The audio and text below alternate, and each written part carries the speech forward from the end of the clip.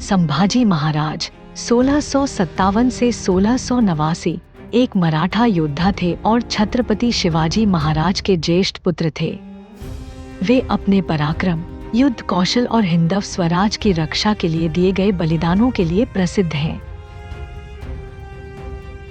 संभाजी महाराज का जन्म 14 मई 1657 को पुरंदर किले में हुआ था।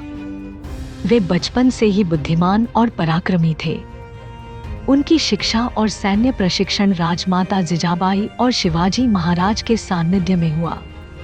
शिवाजी महाराज के निधन 1680 के बाद संभाजी महाराज को मराठा साम्राज्य का उत्तराधिकारी बनाया गया।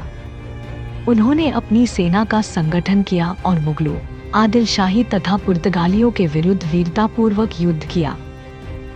उन्होंने औरंगजेब की विशाल मुगल सेना का साहसपूर्वक सामना किया। मराठा साम्राज्य की रक्षा के लिए अनेक सफल युद्ध लड़े। उनकी सेना ने दक्षिण भारत में मुगलों के विस्तार को रोक दिया। 1689 में संभाजी महाराज को मुगलों ने गणेशगढ़ किले से छलपूर्वक पकड़ लिया।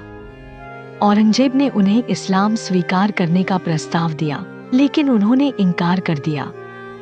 परिणामस्वरूप उन्हें अत्यंत क्रूर यातनाएं दी गईं। संभाजी महाराज केवल एक पराक्रमी योद्धा ही नहीं, बल्कि एक कुशल शासक और विद्वान भी थे। वे संस्कृत, मराठी और फारसी भाषाओं में निपुण थे। उन्होंने बुद्धभूषण नामक एक ग्रंथ की भी रचना की। उनके पराक्रम और बलिदान ने मराठा साम्राज्य को और सुदृढ़ किया तथा उनका संघर्ष आगे चलकर मुगलों के पतन की नींव बना। आज भी उन्हें साहस, स्वाभिमान और देशभक्ति के प्रतीक के रूप में माना जाता है।